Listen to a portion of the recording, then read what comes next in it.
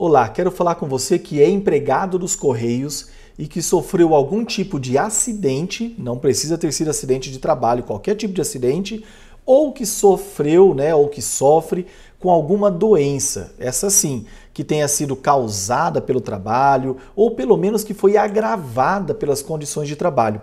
Saiba que você tem direito a um benefício não pago pela empresa nessa vez, mas um benefício pago pelo INSS, chamado Auxílio Acidente, que eu costumo dizer assim, olha, que é um excelente benefício que muitos trabalhadores, muitos empregados dos Correios, que é o foco desse vídeo, que esse benefício não é apenas para quem trabalha nos Correios, é para empregados de qualquer empresa, que tenha carteira assinada, assim, que seja vinculada ao regime geral da Previdência Social, Mas o foco aqui é falar dos Correios. Por quê? Porque nos Correios há muita gente com problema de saúde, muita gente lesionada, muita gente... Uma vez eu ouvi, numa reunião, um representante de um órgão do governo falando o seguinte: os Correios são uma fábrica de doentes. Por quê?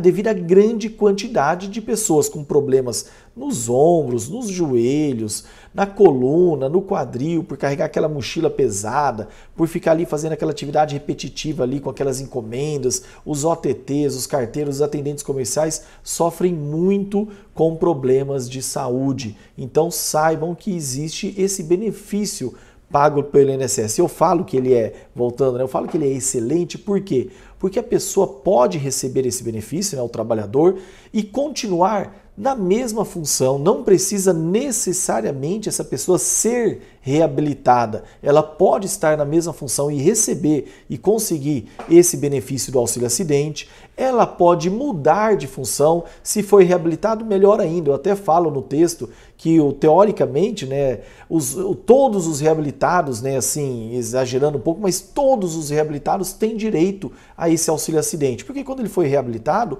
o próprio INSS reconheceu que ele não tem condição de exercer a mesma atividade e que muitas vezes ela vai até piorar o estado de saúde desse trabalhador. Então, é muito interessante. Então, ele pode continuar na mesma função, esse trabalhador pode ter saído dos Correios, já pediu para sair dos Correios, não aposentou, está em outra empresa e mesmo assim continuar tendo direito. Então, se a pessoa já saiu há 3 anos, 5 anos do Correio, não tem problema.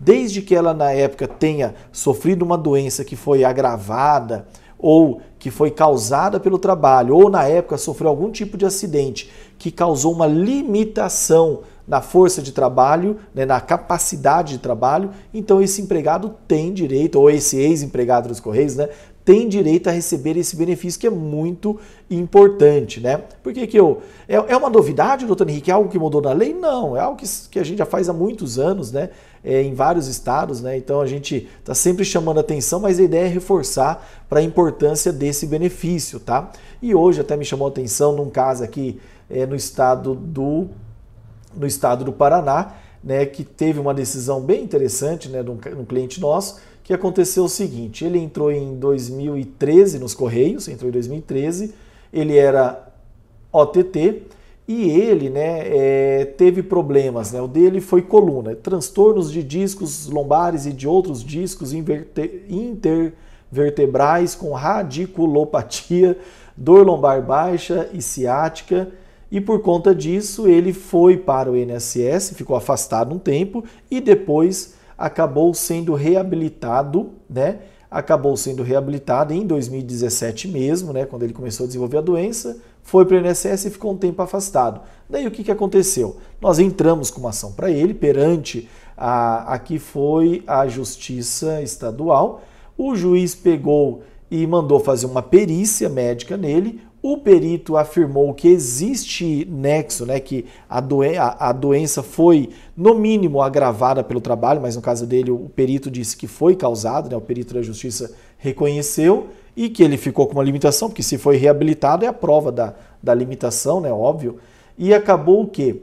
Que o juiz deu aqui, condenou o INSS a pagar para ele o auxílio acidente desde 31 de julho de 2017, que foi quando cortou o auxílio doença da época. Então, assim, se você recebeu um auxílio doença, não precisa ter sido pelo código B91, não precisa ser um auxílio doença por acidente de trabalho ou auxílio doença acidentário.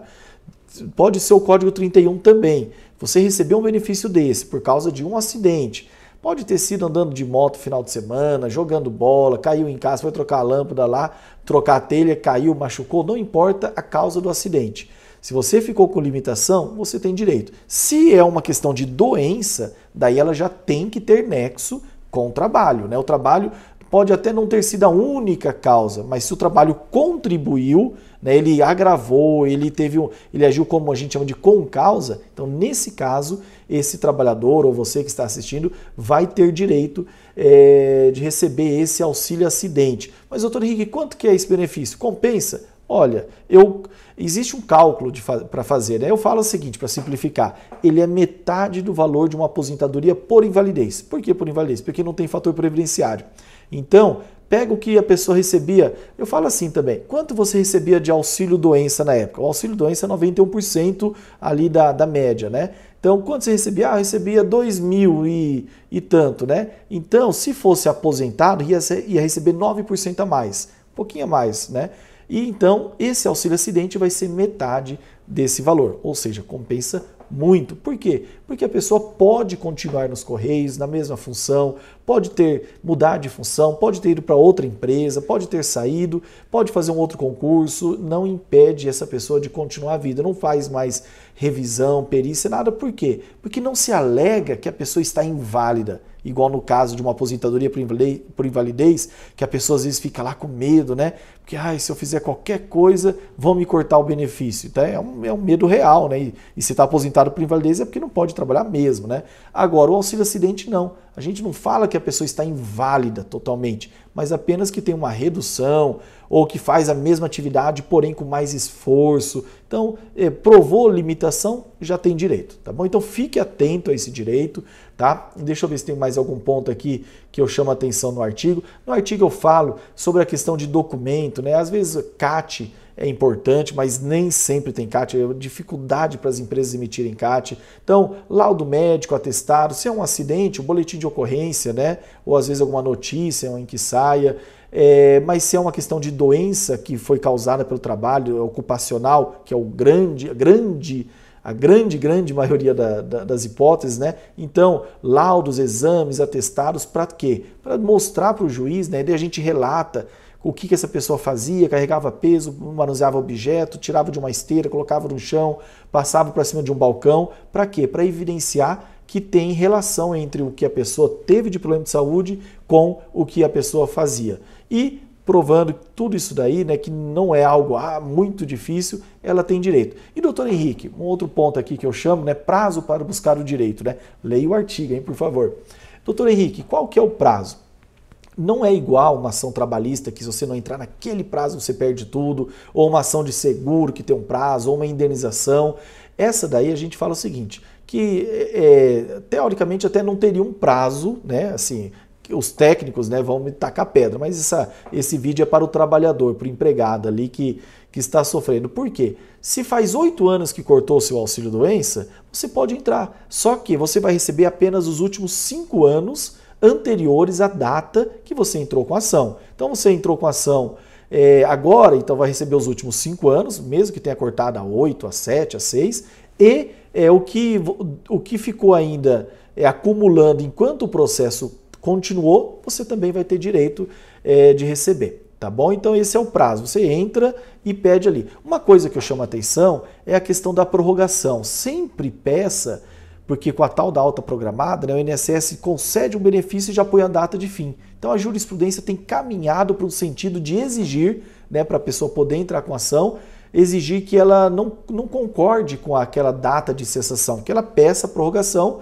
e se o INSS falar não, né, não prorrogar, daí sim a pessoa fica livre para entrar. Eu não concordo com essa posição da Justiça, que está se mais ou menos caminhando para esse sentido em alguns estados, mas assim, a gente tem que ficar atento para uma realidade. Então, orientação, sempre peça prorrogação. E se você teve um benefício cessado e não pediu prorrogação na época? Olha, vamos tentar receber aquele retroativo, né? Tente receber aquele retroativo, mas também peça um benefício atual, ainda que seja negado, porque já faz tempo, mas para quê? Para ver, para caso o juiz não aceite aquela cessação lá tão antiga, pelo menos você tenha agora um novo pedido, né, enquanto o processo está em andamento, tá bom? Então esse é um cuidado que eu chamo a atenção. Se falei muito rápido, leia aí o texto, tá, da internet. E eu espero que você goste, que você compartilhe com seus conhecidos. Para quê? Para que quem estiver passando por uma situação como essa, procure um advogado da confiança, alguém que conheça, que entenda da matéria e que você possa entregar a sua causa e poder ter aí sucesso em conseguir um direito que é tão importante, um direito social que é muito importante. Por quê? Doutor Henrique, qual o fundamento desse benefício? Qual o que tem por trás dele? Por que existe? A ideia é o seguinte, olha que interessante, como é justo, né? Quando a pessoa sofre uma redução na capacidade de trabalho, então imagina, antes da doença ou do acidente, ela era aqui, né? Então depois da doença ou do acidente, ela passou a trabalhar aqui. Então ela teve uma redução. A ideia desse auxílio acidente é justamente completar essa redução na capacidade. Tanto é que antigamente ele não era sempre metade, né? Não era sempre 50% de uma aposentadoria. Ele tinha, salvo engano, 30%, 40% e 60%. Tá? Hoje não, hoje fixou em 50%. Tá? Então ele é uma forma de reparar aquele trabalhador que vai passar a ter uma vida laborativa, né? Mais difícil, né? Tendo que despender mais esforço, tendo mais limitações e obstáculos com relação a alguém que não teve problema de saúde, nem sofreu nenhum tipo de acidente. É uma reparação social, digamos assim. Tá bom? Espero que tenha gostado. Por favor, inscreva-se no canal Compartilhando Justiça, ative o sininho para receber a notificação quando eu publicar algo novo, tá bom? Forte abraço, entra no site Henrique Lima, que eu vou pôr o link do texto, né, para você ler ele inteiro e que você tenha ali muitas informações que sejam úteis para a sua vida. Muito obrigado e até a próxima.